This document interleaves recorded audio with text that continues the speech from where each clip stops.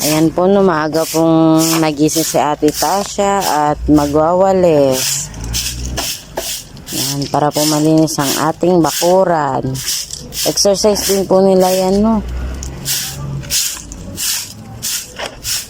Yan, parte po yan ng kanilang pagpapagaling, no. Para po hindi sila maboring.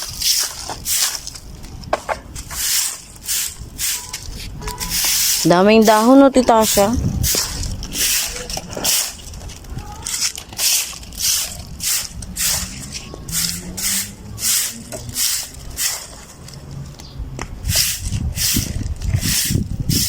Sipag ni Ate Tasha naman.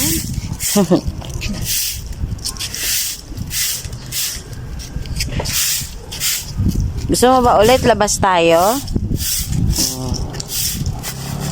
Para mali